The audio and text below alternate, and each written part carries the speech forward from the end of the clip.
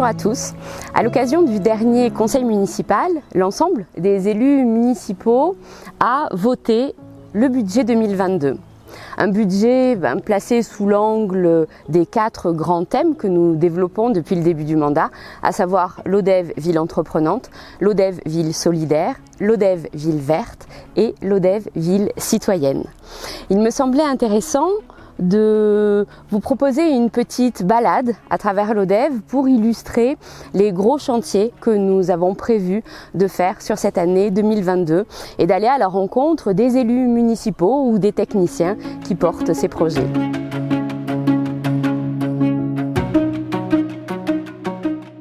Marie-Laure, l'équipe municipale vient de voter le budget 2022. C'est une étape importante pour une adjointe aux finances que le vote du budget. Oui, oui, tout à fait. C'est le deuxième, oui, là. Bien sûr. Ouais. Et peut-être ce budget 2022, il tranche un peu avec les budgets précédents. Qu'est-ce qu'on peut dire en fait en gros sur ces grands axes? Alors d'abord, le budget 22, il tranche aussi par rapport à l'après-Covid. Il faudra y penser aussi. Ouais. Et ce budget 2022 sera maîtrisé.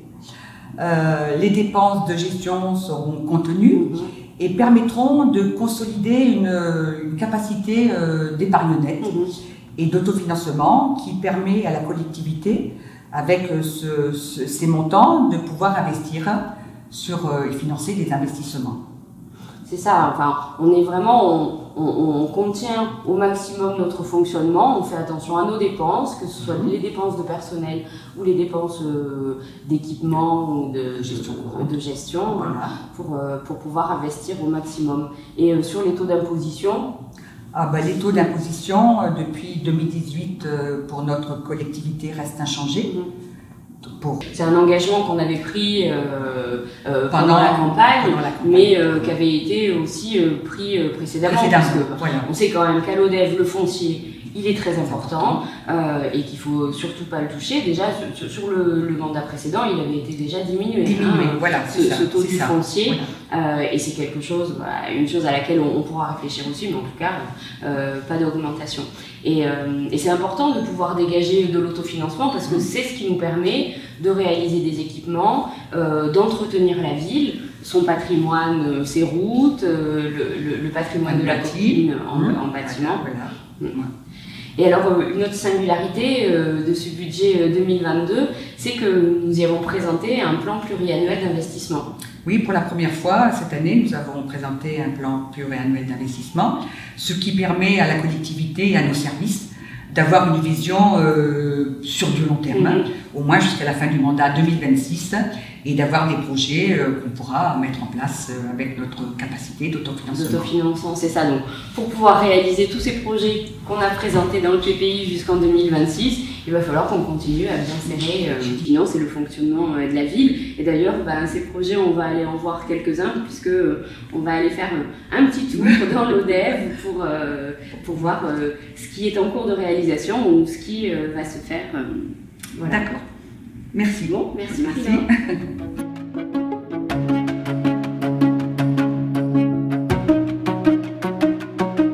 Antoine, vous êtes chargé de l'opération Centre-Bourg. Tout à fait, depuis 1 an et demi. Depuis 1 an et demi maintenant, mais c'est une opération qui a débuté bien avant, puisque dès 2015, en fait, on a donc signé une convention Centre-Bourg avec l'État qui nous a permis de dérouler plusieurs opérations de rénovation urbaine. Et puis, on se trouve là devant quand même des chantiers emblématiques de la rénovation urbaine à l'ODEV, puisque là, c'est un projet qui est porté par la collectivité. Oui, alors en direct et par l'intermédiaire de Territoire 34, qui commence à être un nom un peu connu sur le territoire, et qui est une société qui nous sert simplement à faire la maîtrise d'ouvrage des travaux, pour éviter de le faire en direct et d'avoir toutes les conséquences, les risques financiers et autres qui sont liés à ce genre de chantier un peu complexe. Et sur cette opération, alors je me souviens, moi, il y a 10 années en arrière, on avait là 2 immeubles qui étaient complètement délabrés. Et c'est vraiment le propre de ces opérations portées par la collectivité. Des immeubles qui sont dans un tel état de délabrement que même les propriétaires ne se sentent pas financièrement la possibilité de porter une rénovation. Donc c'est la collectivité qui doit prendre en charge ces opérations-là. Financièrement et techniquement quand même, ça vaut le coup de le souligner. souligner. Effectivement, Territoire 34 et moi, par exemple, on a des compétences techniques pour faire des chantiers, puisque c'est quasiment une démolition, reconstruction complète. Et donc, effectivement, c'est pas à la portée du premier venu. Voilà. Certains peuvent le faire et d'autres pas. Mais c'est sûr que financièrement, ça coûte très cher de faire ces opérations-là. Et puis derrière, il y a quand même 9 logements livrés et un grand commerce. Donc, trouver quelqu'un qui serait capable d'être propriétaire de 9 logements intéressants et d'un grand commerce, c'est pas non plus à la portée de tout le monde, côté particulier. Et donc là, on croise avec justement cette opération Centre-Bourg qui a des entrées multiples. Il y a la réhabilitation du logement et la résorption de l'insalubrité.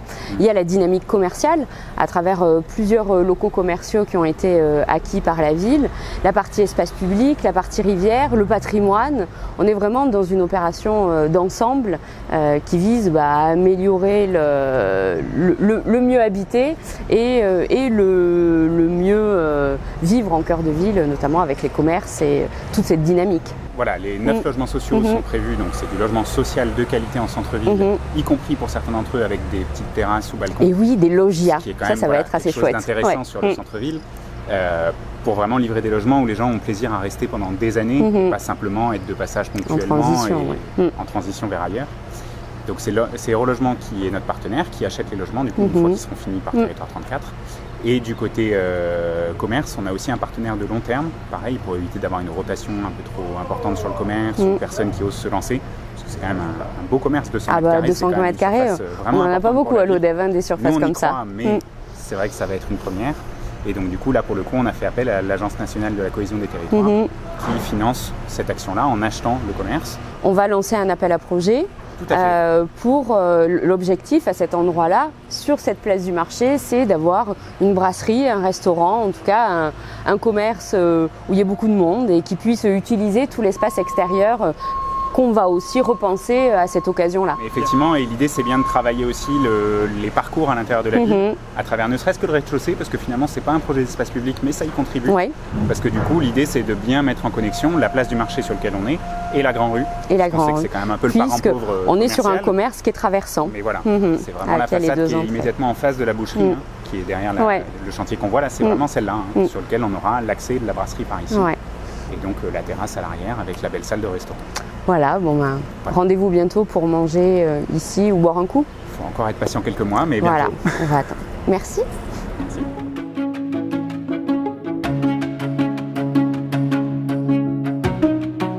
Didier, nous avons décidé ce mandat sous l'angle de la proximité. Proximité avec les habitants, mais aussi permettre aux habitants un meilleur usage, faciliter leur usage à la fois des équipements publics, mais aussi des espaces publics, et les routes en font partie. Tout à fait. Ça en fait partie, sachant qu'aujourd'hui, quand on parle de proximité, toutes les routes aujourd'hui sur l'ensemble de la commune, une bonne partie sont assez dégradées. Aujourd'hui, beaucoup de gens voudraient qu'on refasse la totalité des routes du jour au lendemain, ce qui n'est pas possible. Mais on a lancé depuis le début du mandat pas mal de travaux sur les voiries. Alors, ce qui est important de dire, c'est que quand même à l'ODEV, on a 55 km de voirie communale. À ça, on rajoute les chemins communaux plus les routes départementales. D'accord.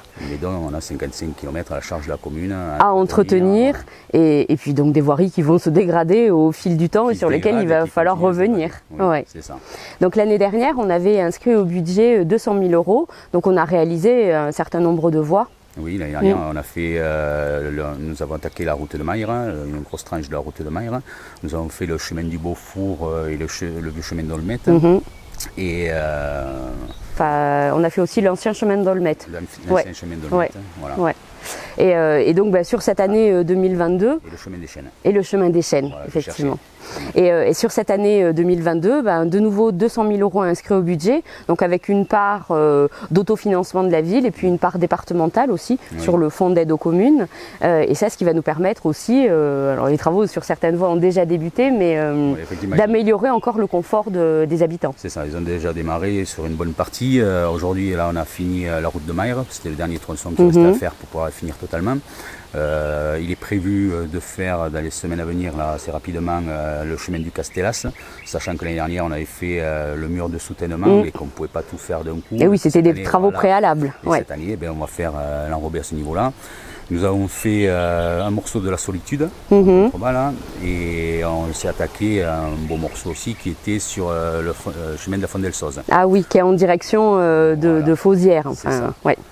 Sur celui-là, on a attaqué un nouveau procédé avec l'entreprise Colas avec qui on travaille les marchés à bonne commande, sur lequel c'est un procédé qui est, d'après ce qu'on a mis en place avec la ville, avec une ville qui est éco-responsable, c'est un produit qui préserve un peu l'environnement, dans un sens où on réutilise aujourd'hui, c'est du réagrégat, c'est le goudron actuel quand on le rabote, on vient l'intégrer dans la préparation. D'accord. Ça évite des transports avec les camions pour aller chercher jusqu'aux carrières. Et c'est un produit qui se travaille à froid.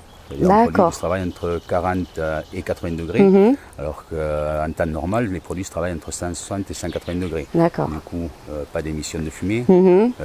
Les moyens de chauffe qu'on utilise aujourd'hui, c'est moins d'électricité, moins de gaz pour utiliser ces moyens de chauffe.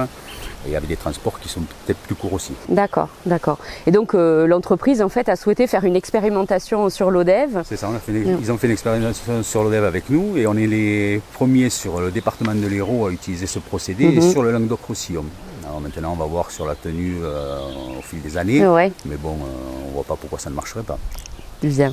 Et donc sur les autres voiries, je crois qu'il y a aussi le début du chemin des Gardis. Il y a au début, le début du chemin des Gardis qui va être aussi fait. C'est le gros triangle qu'on a qui arrive juste à l'entrée du lotissement, là où on a le bourrelet qui est des Villons. D'accord, d'accord.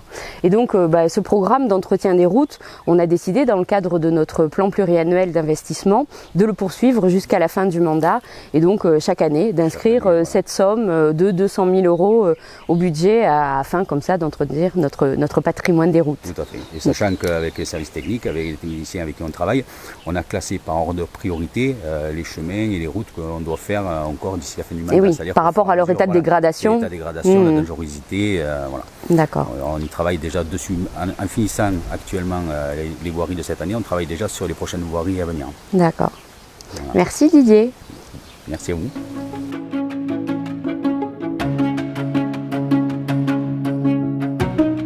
Jean-Marc, on est devant le chantier du siècle. Tout à fait. La cathédrale Saint-Filcran qui va être le chantier du siècle vu son importance et surtout l'importance de ce travail qui va être fait sur cette cathédrale. Entre autres le clocher de 57 mètres, un des plus hauts clochers d'Occitanie. D'Occitanie, effectivement. Et alors ce clocher justement, le constat en fait qu'on a fait, c'est qu'il n'était pas en très très bon état. Tout à fait, il y a pas mal de désordre, entre autres sur le dernier étage où il y a les volets de cloches, il y a eu dû aux vibrations, puisque les cloches sont sur un socle métallique et ça fait vibrer le clocher, et il y a des fissures qui sont de part en part et qui posent problème au niveau de la sécurité. Ouais.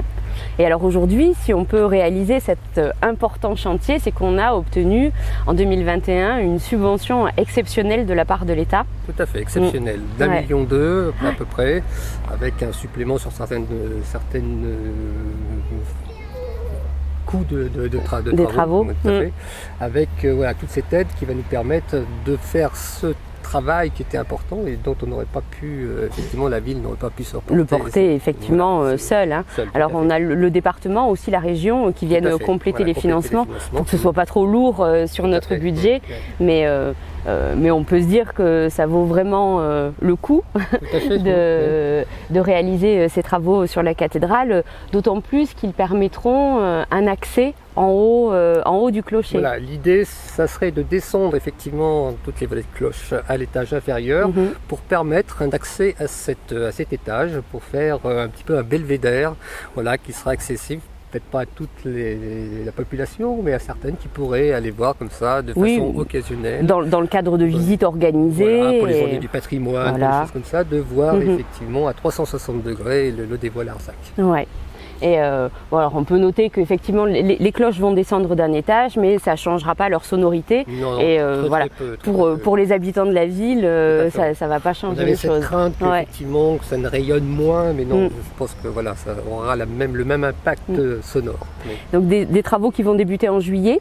Tout à fait, au cours de l'été, on va commencer les travaux, donc quelques désordres avec quelques chantiers en bas, mais voilà, mais on va faire en sorte que ces travaux se passent le mieux possible. Et puis, pour une finalité. La finalité est très importante, et puis on va tout au cours du chantier essayer d'informer la population et de filmer les différentes étapes pour que tout le monde puisse participer à ce chantier qui sera mémorable. Ça, c'est l'idée importante que voilà, que tout le dévoi vienne ici, puisse voir sur le chantier des photos qui représentent un petit peu l'avancée des travaux, d'où on est parti et d'où on va aller.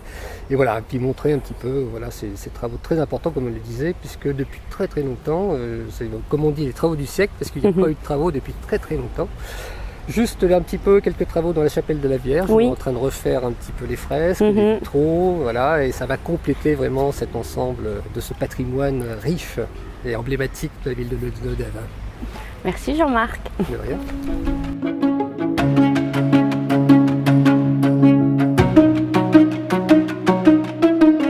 Mélanie, nous nous trouvons là devant l'espace Luteva et la salle Ramadier, des locaux municipaux dans lesquels le dernier conseil municipal a voté beaucoup de travaux. Des travaux qui vont dans le sens à la fois des économies d'énergie, mais aussi de toute la démarche environnementale dans laquelle nous nous trouvons. Exactement. Donc le programme de travaux là vise deux aspects. Donc d'une part l'isolation par l'extérieur et donc la réfection des façades et le changement des menuiseries extérieures, ce qui va permettre des économies d'énergie subséquentes, ainsi que l'amélioration du confort thermique d'été à l'intérieur. Plus chaud. Et puis je rajouterais aussi peut-être un réhabillage du bâtiment, parce que c'est sûr qu'on est devant des bâtiments qui sont assez datés, années 80, et on a besoin de leur redonner peut-être un petit coup de peps. Exactement. Donc dans le cadre des économies d'énergie, on change aussi la chaufferie. Donc on est actuellement au fioul, donc on connaît le contexte actuel, on passera au bois, donc le bois qui est une énergie renouvelable. Et donc sur les aménagements intérieurs, on a aussi une série de travaux qui vont, comme tu disais, viser à rendre un peu le cadre de vie un peu plus agréable. Et donc ce sera notre troisième chaufferie à bois sur Lodève, puisqu'il y en a déjà une qui a été installée dans la maison de retraite de l'Écureuil, et puis une autre qui chauffe l'ensemble du complexe de l'école Prémerlet. C'est ça. Ouais. Donc celle-ci, elle est encore plus conséquente, on va dire, que les autres. On franchit les étapes petit à petit. Comme on a un retour d'expérience qui est formidable sur les chaufferies bois, donc on poursuit. Voilà. Donc des travaux qui sont importants, donc avec un montant, un coût de travaux important, mais quand même on est pas mal aidé par les collectivités. Oui. Alors le montant global des travaux s'élève à peu près à 1 500 000 €, toutes taxes comprises. Donc on a, je le dis quand même, on a une mise en accessibilité, donc un ascenseur, c'est des travaux qui sont assez lourds dans l'existant. Après on est subventionné par l'État, on est aidé par l'ADEME et la région aussi par rapport aux économies d'énergie. Voilà. Et donc au final, on dépense, c'est la fonction d'investissement de la commune pour améliorer ses équipements, mais on va avoir des gains, puisqu'on va dépenser beaucoup moins d'énergie que jusqu'alors sur ces bâtiments. Il y a une estimation à peu près des économies. Un gain de 40%. De 40%, voilà. Et qui progressivement va augmenter vis-à-vis par rapport au fuel qui lui fait qu'augmenter. Qui lui ne fait qu'augmenter. Assez stable. Okay. Merci Mélanie. Avec plaisir.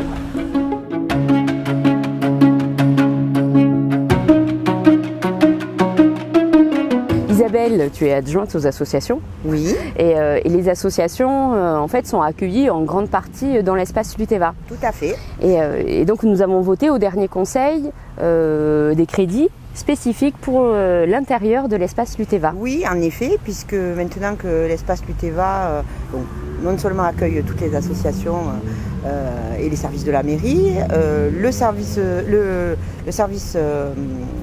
le centre social a occupé aussi l'espace Luteva, donc il paraissait impératif d'aménager au mieux pour que ce lieu soit accessible à tous, notamment aux personnes à mobilité réduite. Donc dans cet espace Luteva, on va pouvoir dès l'été voir des travaux qui vont se faire pour pouvoir mettre en place un ascenseur, pour pouvoir avoir accès au second à et à tous les services salles, de Luteva qui pour certains sont montés à l'étage. Et également a été prévu dans ce projet-là de réaménager en fait tous les sanitaires en bas pour que justement là également on soit au niveau des normes RP pour que tout le monde puisse profiter de cet espace qui est ouvert à toutes les associations et à tous les lots des voies, bien évidemment. Il commence à y avoir de plus en plus de monde dans cet espace, avec, comme tu le disais, l'accueil du centre social. Tout à fait. Et concernant les associations, on avait déjà l'année dernière augmenté l'enveloppe dédiée à l'ensemble du monde associatif, et on poursuit, on continue. Cette année encore, on augmente un tout petit peu pour justement accompagner toutes ces associations qui se sont retrouvées un petit peu en perte d'adhérents et en perte de fonctionnement. Donc il n'était pas question de les abandonner, de ne pas les accompagner dans cette crise-là. On espère donc du coup qu'avec en septembre, quand on va avoir la fête des associations, on va pouvoir, ils vont pouvoir en fait récupérer tous les adhérents qu'ils ont pu avoir. Et voilà, et la ville accompagne bien sûr toujours financièrement, du moins comme elle le peut, avec les financements, avec nos moyens, avec nos moyens, et les moyens qui ont été augmentés. Toutes ces associations. Et c'est sûr que les associations à l'ODEV représentent énormément dans l'activité globale de la ville et qu'il faut les soutenir. Et au-delà de ça, nous on s'est organisé au niveau de l'équipe municipale pour que chacun des élus en fait ait dans ses missions un petit pack d'associations qu'il va suivre plus particulièrement, et donc une relation augmentée entre la mairie et les assos. C'est en fait le fait des référents en fait. Donc tout ça se met en place doucement parce que c'est pas évident non plus de rencontrer tout le monde. Puis il y a des associations qui sont plus discrètes que d'autres. Donc c'est vrai qu'on s'est fait une volonté de rencontrer ces associations, notamment dans le cadre des subventions. Moi je me suis fait pour objectif de rencontrer au moins une fois par an toutes les associations dans lesquelles je dépends, pour pouvoir justement faire ce lien, échanger, même si ce n'est qu'un échange comme ça, cordial, pour voir si tout va bien. Parce qu'on ne peut pas forcément aller aux assemblées générales. D'ailleurs, il ne faut pas hésiter à inviter les élus aux assemblées générales. Ça, c'est très important. Voilà, parce que c'est bien pour se rencontrer, c'est bien pour échanger. Et quand on connaît les choses, on peut les défendre et on peut en parler. Et puis, on peut aussi parfois provoquer des liens entre différentes associations qui ne se connaissent pas et ainsi multiplier leur champ d'action. Tout à fait, c'est exactement ça. Merci Isabelle. De rien.